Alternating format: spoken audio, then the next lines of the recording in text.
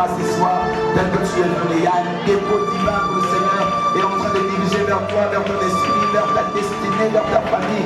Ainsi tu seras un signe qui apportera la chute et le relèvement de plusieurs et la contradiction en cette génération. En cette génération, en cette génération, en cette génération. Frères, sœurs, il y a un manteau au ciel maintenant qui est en train de chercher quelqu'un. Il y a un manteau qui localise quelqu'un. Il y a un manteau qui cherche une prophétesse, un prophète.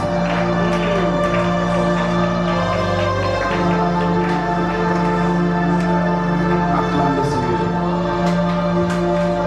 Acclame le Seigneur.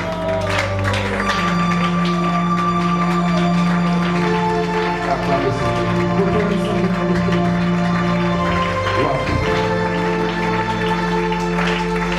Alors, ce que je vais faire, ce que je devais faire au début, je vais le faire à la fin.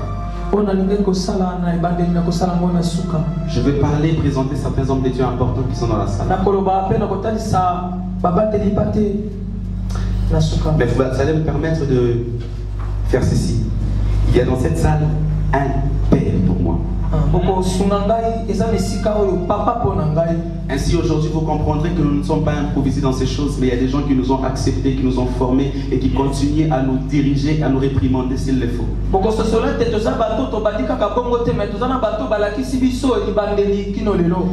Dans notre famille, nous l'appelons la nuée.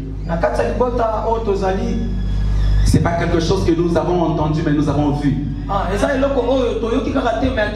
Un jour, dans une grande action, alors qu'il était en Mbandaka en train de prêcher, on a vu de nos propres yeux la nuée sous sa tête. Les gens ont voulu prendre des photos.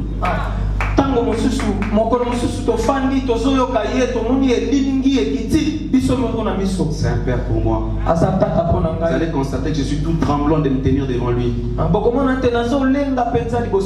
a dit, est-ce que je peux prêcher? Ah, Dadi m'a permis. Est-ce qu'on peut accorder? Tout à l'heure, je parlerai de lui. Je ne vais pas vous asseoir, on va lire là-bas. Bon, on va quand même lire, excusez-moi, on va quand même lire la parole de Dieu. Comprenez, c'est la présence de Dadi dans la salle. Je suis dans le livre de 1 Samuel, chapitre 17. 1 Samuel chapitre 17, je vais lire un peu en désordre, mais vous comprendrez que l'histoire va du premier verset jusqu'à la fin. J'ai lu au nom de Jésus-Christ. Amen. Les Philistins réunirent leur armée pour faire la guerre et ils se rassemblèrent à Soko, qui appartenait à Juda. Ils campèrent entre Soko et Azeka à Éphès-Damen. Saül et les hommes d'Israël rassemblèrent aussi. Ils se rassemblèrent aussi, campèrent dans la vallée des Téribites et ils se mirent en ordre de bataille. Ils se mirent en ordre de bataille pour faire la guerre. Un homme sortit alors du camp des Philistins et s'avança entre les deux armées. Il s'est nommé Goliath, il était de Gath. Il avait une taille de 6 coudées et un appât. Sur sa tête était un casque de rein et il portait une cuirasse à écailles du poids de 5000 cycles de rein. Il avait aux jambes une armure de rein et un javelot de rein entre ses épaules. Le bois de la lance était comme une ensouple de tisserand et la lance pesait 600 cycles de fer. Celui qui portait son bouclier marchait devant lui. Le Philistin s'arrêta et s'adressa aux troupes d'Israël rangées en bataille. Je prends le verset 34, 32, je commence.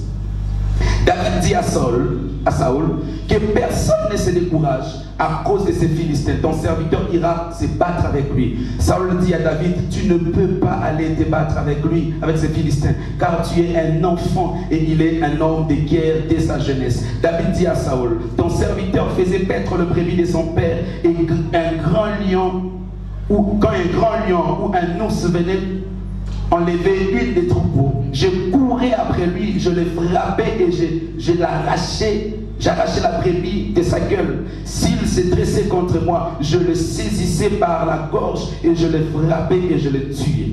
C'est ainsi que ton serviteur a terrassé le lion, l'ours, et il sera du Philistin. Et c'est un circoncis comme de l'Inde, car il a insulté l'armée du Dieu vivant. Je suis dans le livre de Luc au chapitre 2.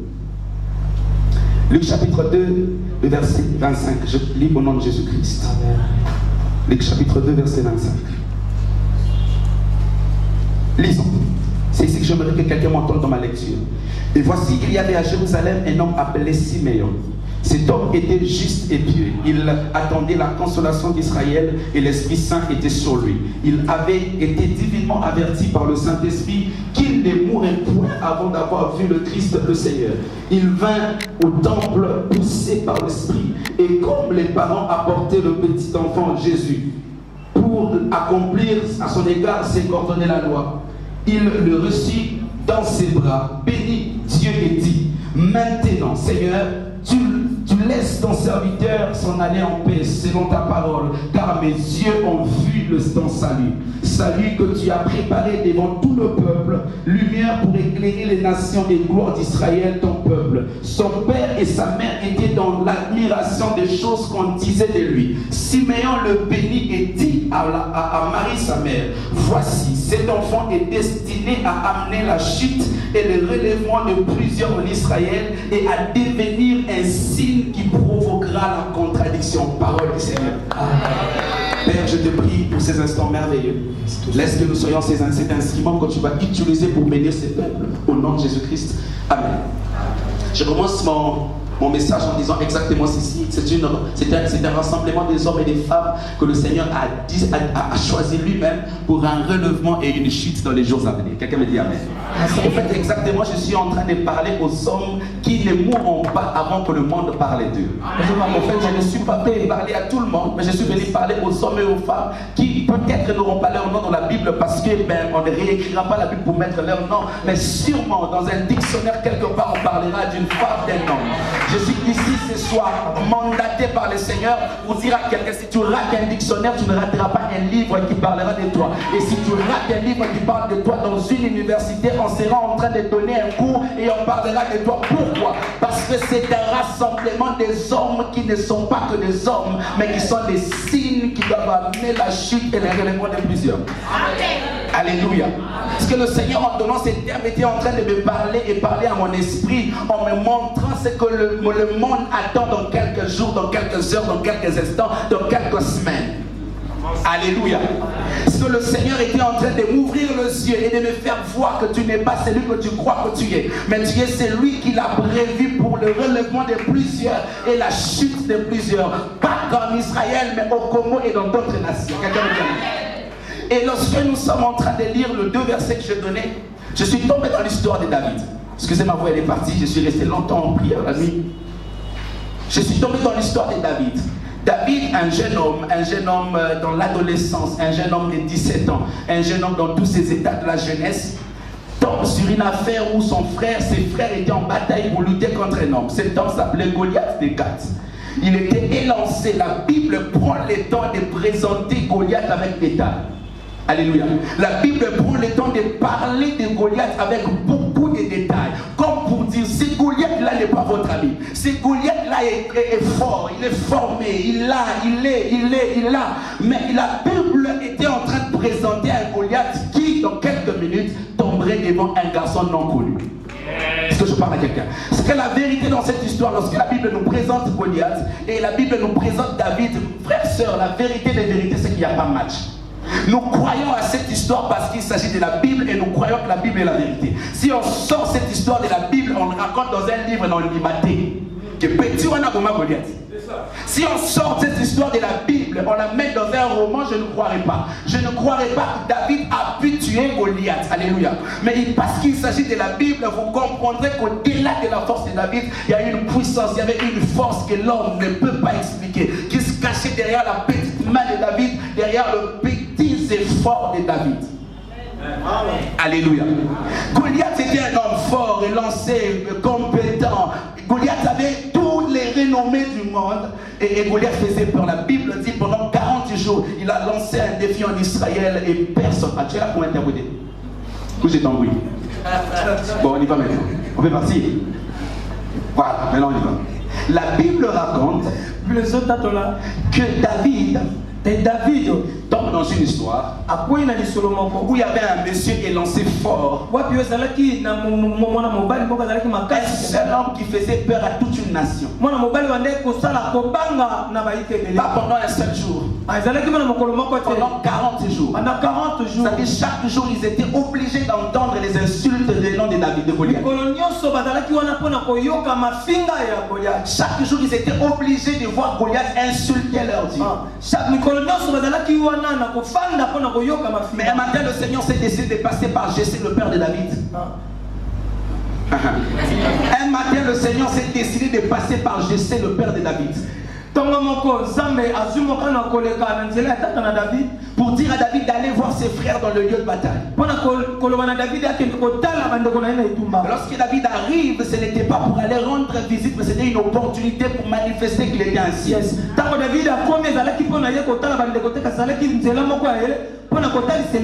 Ainsi, je commence déjà en annonçant cette parole que le Seigneur Dieu de la Bible, il va te mettre dans certaines circonstances inconfortables, mais ce ne serait pas pour te détruire, mais pour révéler le signe qui est en toi. Le Dieu de la Bible va s'organiser de te placer devant des embuscades, pas pour que tu meurs, mais pour que par ces embuscades le Congo connaisse ton nom. Il y a de ces choses qui arriveront et je l'annonce même à partir de ce soir, qui amèneront que certains connaissent ton nom et le nom de ta famille. La Bible me dit que David a été toujours quelque temps à côté de Saoul. Mais jamais Saoul s'était intéressé de connaître le parent de David. Jamais. Mais à cause de cette histoire, Saoul demandait qui est-il fils. Frère, sœur, Dieu te donnera une opportunité qui fera que les hommes connaissent tes parents. Le Seigneur t'amènera dans une circonstance qui fera que là où ton père n'était pas cité, soit cité à cause de toi.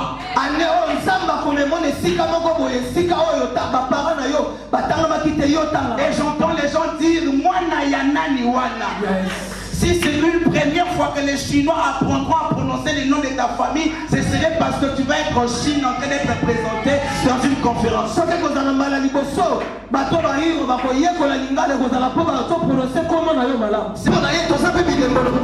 la Bible dira ceci, que nous sommes,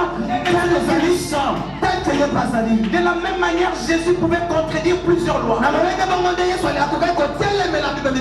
demandait son descendre. Pesanteur est comme contredit. Les hommes des sciences ont été contredits. La naissance a abouti les médecins. On n'a jamais vu un enfant naître avec 23 chromosomes. Vous allez apprendre à vivre des choses que vous n'avez jamais vécues avant. J'ai envie de dire aux ennemis de quelqu'un ce soir. Vous allez apprendre à vivre avec, ils vont apprendre à vivre avec toi des choses qu'ils n'ont jamais vécues avant.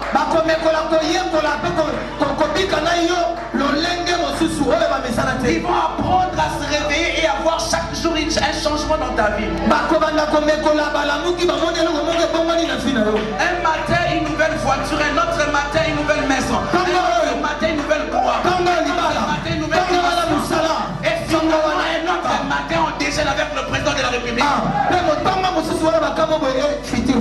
Et ils vont s'arrêter pour dire il y a quelque chose de pas normal ici. Oui frère, oui, si c'est normal, ce n'est pas Dieu. Si c'est Dieu, ça doit être anormal. Si c'est normal, ce n'est pas Dieu.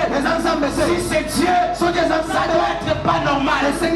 Par le Dieu que je prêche, et le Dieu des personnes aux choses pas normales. Et ça kabongote. Na ina pesa yo expression moko boy. Tango nyoso bakoloba na eza kabongote loba na bango ekomi boy. Yes. Et ça maka boy ke ebandi boy. Oh, c'est yes. Ce que j'aime dans cette parole, c'est l'attitude de Siméon. Siméon est le type de père comme le mien. Qui ont appris à croire en nous sans avoir vu de grands signes. Alors que plusieurs attendent les hommes qui descendent par hélicoptère et ils croient en nous, ils se déplacent, ils acceptent, ils viennent. Siméon, je pourrais encore dire, est un type de père intercesseur pour la suite de la vie de leurs enfants quand ils ne seront pas là. La Bible dit que Siméon s'est réjoui d'avoir vu la consolation d'Israël.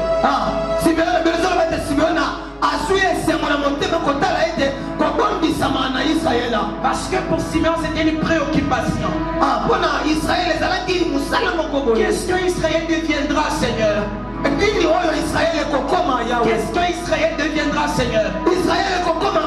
Lorsqu'il voit Jésus, il dit ainsi je peux partir.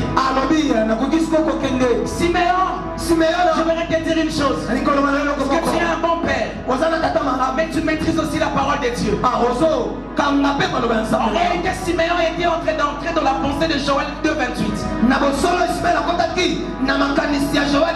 Il savait qu'il sera dit, il écrit qu'en dernier temps, l'Éternel déversera son onction sur toute chair.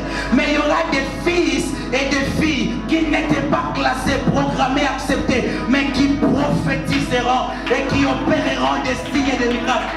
Yes. Yango ayebaki ukota kokopana ke na mokola suka nzambe ako sopa molimo na ye na kati na bato pe kozala na bana libali pe ya basi o bakolaka te na bakosakola. Je prenais ma Bible pour préparer cette instant. Le Seigneur me dit calme-toi, dit.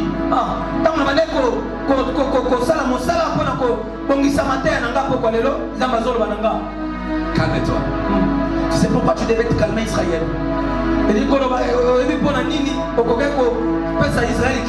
Parce que je me suis réservé un peuple différent ce soir.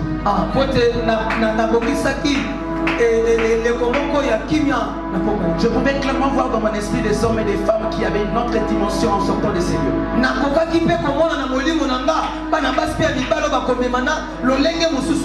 En réalité, cette réunion est une réunion de personnes spirituelles qui sortiront en ces lieux hautement spirituels à la dimension de renverser des montagnes, de renverser des situations.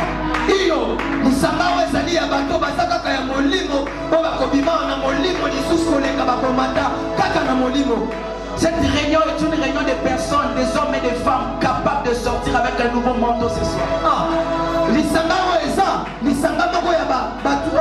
Je pense que tout le monde comprend les français. Que Dieu bénisse. Cette réunion est une réunion des hommes et des femmes que Dieu va oindre ce soir différemment. Et le Seigneur était en train de me dire, je suis en train de me préparer une armée de signes, une armée de signes, une armée de signes, des hommes et des femmes qui auront la capacité à Kinshasa de faire un bruit qui bougera le monde entier. Je peux l'attester en ce soir, car un réveil est en train de venir, pas seulement à Victoire, pas seulement à Matongé, mais partout où tu seras présenté. Le Seigneur pouvait me dire clairement, il y a des hommes que je vais amener qui auront pour la mission d'écouter ces choses et d'aller impacter où ils iront. Des hommes et des femmes qui vont amener une nouvelle vie dans leur famille. Des hommes et des femmes qui vont amener une nouvelle dimension dans toutes les choses. Bien-aimés dans le Seigneur, je vais finir mon message en disant ceci. Le temps est arrivé pour que nous amenions la contradiction dans toutes les facultés de cette vie. Basisman Rayon à 12h, aux zones au petit Mabonongo, à 14h chez moi, on va taper la vie à pas sur l'écran. Dieu va faire des choses qui vont tellement te scandaliser partant de ce soir. Parce que tu es un signe qui doit amener la chute.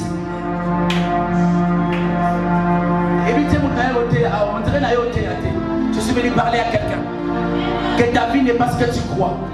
Si tu es venu ce soir, si l'Éternel a permis que tu écoutes ces messages, c'est justement parce que l'Éternel te prépare pour un lancement. Quelque part. Il y a des gens ici qui sont le réveil du Canada, ici, encore dans cette salle. attendre ça pour avoir le visa. Le visa ne peut pas venir avant que tu saches que tu as un signe qui amènera la chute et le relèvement de plusieurs. Il y a dans cette salle des personnes qui vont amener l'impact à l'Upen, à Mongafula, l'impact à Kassamulu, à Ngirigiri, et partout dans ces lieux-là. Mais le Seigneur voulait qu'ils entendent ce message. Écoute-moi très cher frère. En train de passer. Ce soir, moi je suis entre les pères et ceux qui viennent. Je suis au milieu, afin de permettre au père de partir et de permettre à sa femme.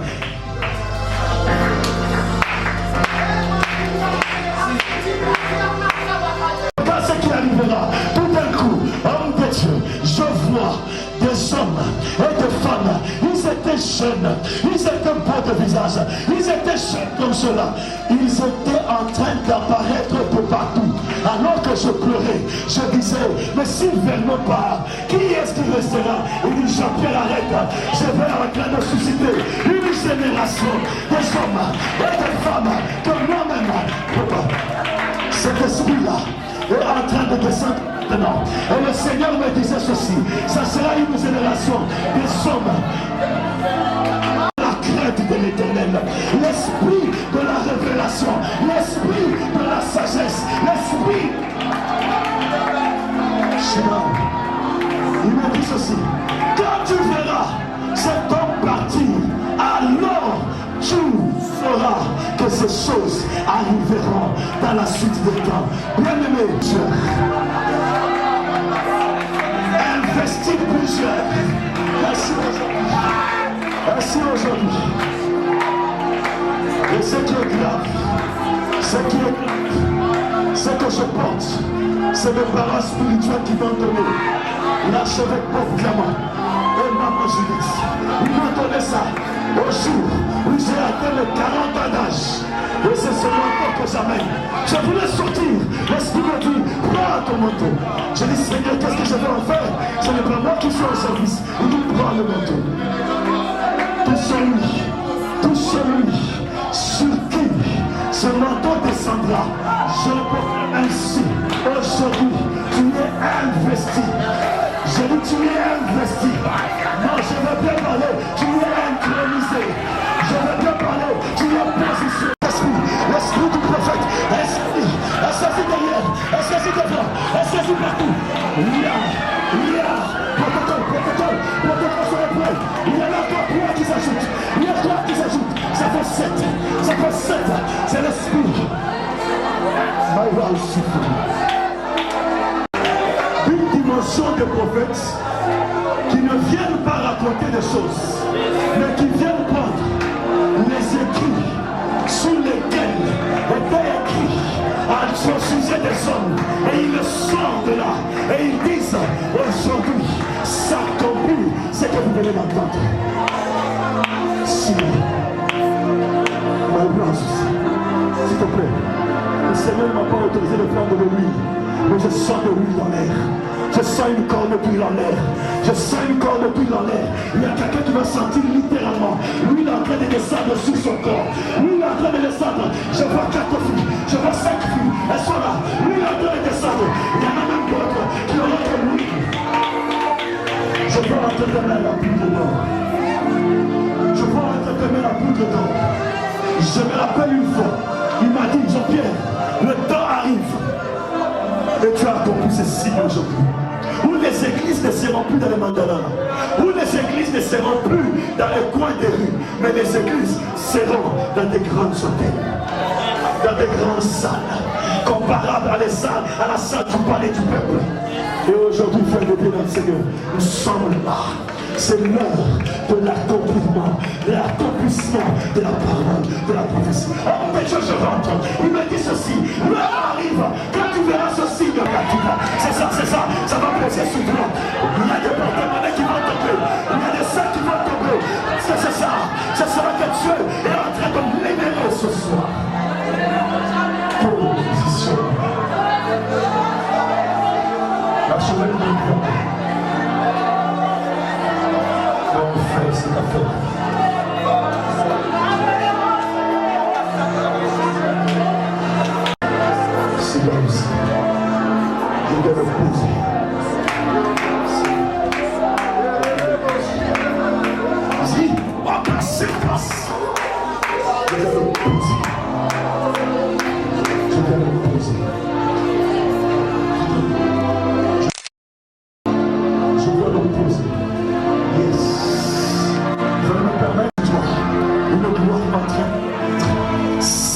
l'accomplissement.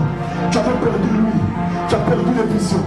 Non, pas perdu, mais tu vois, c'est comme si ça s'est infiltré. Mais aujourd'hui, le Seigneur te le remet à une dimension, à une honneur. Ça soit éclairé, s'il vous plaît. Parce que le Seigneur me dit, le ciel restera jamais ouvert. Tu ne seras pas Skamoufa, le Siafana. Tu ne seras pas celle qui est obligée de prier ou de jeûner pour que le ciel reste ouvert. Le Seigneur dit de Rama. Aïe, ça sera un peu trop fort, s'il te plaît. Parce que c'est le ciel qui doit tomber sur toi. C'est le ciel qui doit descendre sur toi. Et la grâce de Dieu, et ça pour ta famille. Il te porte, toi, il te délivre. Aujourd'hui, sur toi s'accomplit. Ésaïe 46, le verset 4. Il dit jusque dans ta vieillesse, personne ne te prendra en charge. Mais moi, l'Éternel, je te prendrai en charge. Et le Seigneur me dit de lâcher sur toi cette grâce et de forte. Alors, si et là aussi, je viens de recevoir maintenant. S'il te plaît, s'il te plaît. Je viens de recevoir je viens de recevoir la permission d'utiliser l'huile. Yes. Yes. Non. Voilà, c'est parti. Je viens de recevoir.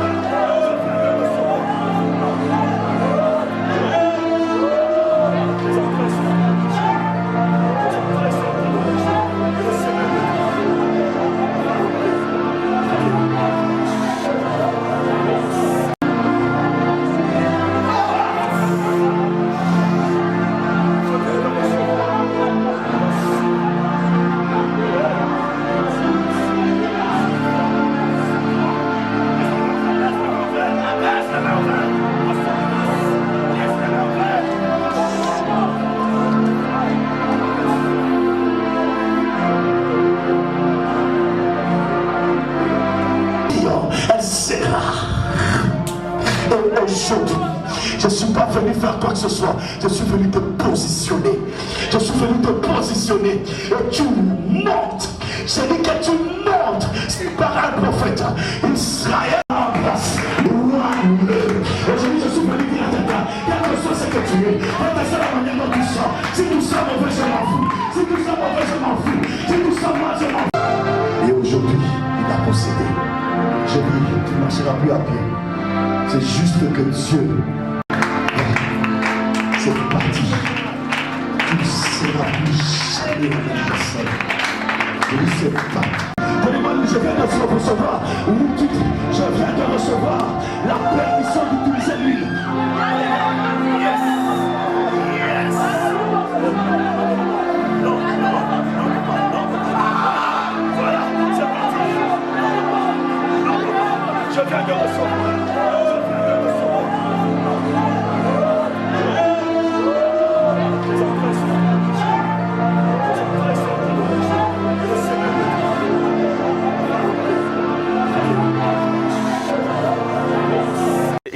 C'est bon, c'est bon. Il y a une loi qui dit quand les prémices sont saines, la masse l'est aussi. Amen. Ça démontre la percée, ça démontre la montée, ça démontre l'élévation. Il y a des signes qui ne trompent pas. Ça, c'est le signe de l'accomplissement de ce principe. Quand les prémices sont saines, la masse l'est aussi. Tel que Dieu vient de l'inaugurer ainsi, il en sera toujours ainsi. Comme je suis un prophète, je déclare, revoyez-le dans 3 ans et vous reviendrez, vous proclamerez qu'il y a dans les cieux un Dieu et sur la terre ses serviteurs les prophètes. Le conseil que je veux le prodiguer en tant que notre fils, c'est le conseil qu'il y a dans son propre nom. Dans le nom de son ministère, il parle de Peniel. Peniel, il dit, j'ai vu Dieu face à face. Amen. N'est-ce pas? Ça veut dire, c'est quelqu'un qui doit toujours rester dans la présence de Dieu. Et j'aimerais dire comme un père spirituel qui m'a toujours dit, le premier nom d'une personne, c'est la prophétie. Ou la première prophétie d'une personne, c'est ça, son nom. Et aujourd'hui, je dis qu'il reste attaché à la présence de Dieu, qu'il n'en sorte pas, qu'il ne regarde ni à gauche, ni à droite, mais qu'il reste.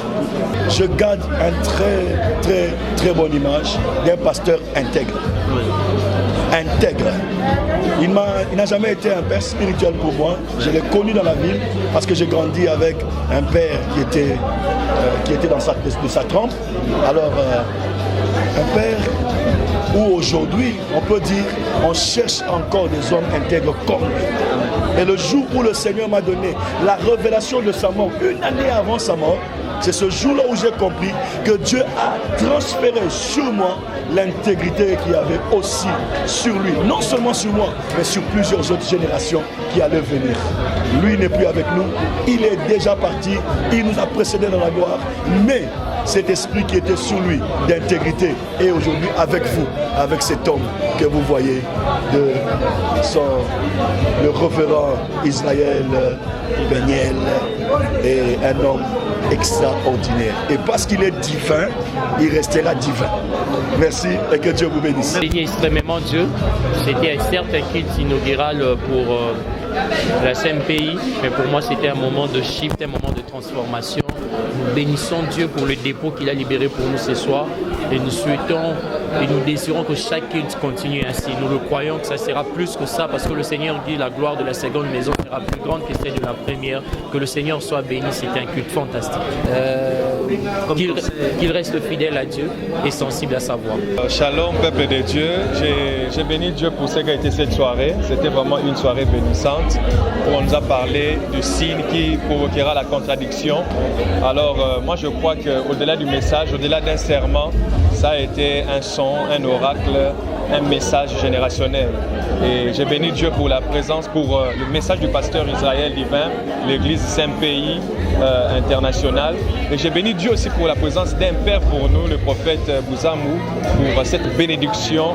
Moi, je crois qu'aujourd'hui, on a fait ce qu'il fallait faire. Le but a été atteint. Il y a un message christocentrique générationnel et une onction générationnelle était venue sur nous. Et je me suis retrouvé par terre sous l'onction et je crois que j'ai reçu quelque chose. Et bizarrement, j'entre en retraite demain et ce que j'ai entendu aujourd'hui m'a beaucoup bouleversé. Que Dieu bénisse le Saint-Pays, que Dieu bénisse toute la grande famille chrétienne dans le monde et participez au programme de l'église de Saint-Pays. Vous ne manquerez pas d'être bénis. Nous l'avons organisé dans un mois avec des moyens de bord, des moyens très limités, avec un soutien très limité, mais Dieu nous a surpris. Et le culte a eu lieu avec beaucoup de difficultés, mais le Seigneur a triomphé à la fin. Amen. Et nous rendons grâce au Seigneur pour ses débuts. Amen. Et nous profitons déjà pour inviter des gens pour les prochains cultes. Amen. Voilà. Alors, un premier signe de contradiction que vous voulez savoir, sur votre vie ou sur, en fonction de la parole de Dieu. Jésus-Christ est né d'une femme sans un homme. C'est déjà un signe qui contredit la loi qui dit qu'une naissance doit être faite d'un père et d'une mère. Et lui, il est né sans un père. C'était déjà un signe qui est venu contredire. À l'entrée des jeux, il a contredit la loi naturelle de la naissance. Et de sa vie, de chaque jour, dans la vie, combien de fois Jésus-Christ a contredit les réalités qui disent, par exemple, qu'il pour traverser de l'autre côté sur le fleuve, il faut prendre un bateau. Il a marché sur les eaux. Chose incompris. Jésus-Christ est monté au ciel, il a contredit la loi du pesanteur. Donc il y en a plusieurs comme ça dans la Bible. Et pas que Jésus, même ses disciples l'ont fait. Parce que si vous me dites aujourd'hui qu'il n'y a que Jésus qui l'a fait, je vous dirais Pierre a marché sur les eaux aussi. Donc si Pierre a marché sur les eaux, parce qu'il était de la nature de Christ, nous sommes appelés à faire des choses qui vont à l'encontre des lois de nos familles, des principes de nos familles, et voire même des pays où nous habitons. Il est possible en ayant Jésus de faire au-delà de ceux qui sont venus avant nous, parce que nous avons Jésus et nous sommes des signes qui doivent amener la chute et les relèvements de plusieurs, aussi une contradiction. Nous ne savons pas, mais nous croyons simplement que quand un message vient, le Seigneur lui-même localise un type d'auditoire. Donc Dieu a localisé des jeunes parce que la mission part par la jeunesse. Il y a un réveil qui viendra, qui va souffler dans cette nation et nous croyons fermement que ce réveil va passer par une jeunesse et ce sont des jeunes d'aujourd'hui qui seront des grands apôtres de demain, des grands pasteurs, des ministres pour papa, des grands médecins et qui devaient nécessairement entendre ces messages, qui devaient les booster à savoir qu'ils ne sont pas par hasard sur terre. Alors j'aimerais leur dire que c'est possible. C'est très possible de faire des choses qui nous sortent de la norme, du normal. C'est possible que l'on parle de nous dans un bon sens. Les jeunes sont cités très souvent quand il y a des koulouna, quand il y a l'impudicité, quand il y a de mauvaises choses. Mais Dieu veut qu'en cette période, que le jeune soit cité pour de bonnes choses. Un jeune a bâti un grand hôpital, un jeune a a fait tel don, un jeune a amené les gens en Christ, un jeune est un bon médecin, un jeune émerge dans la politique, pas parce qu'il est dans la maison de loge, mais parce qu'il est un chrétien, il croit au Seigneur Jésus-Christ. Le temps est arrivé pour que le chrétien envahisse. Et nous croyons. Donc je leur dis que c'est possible.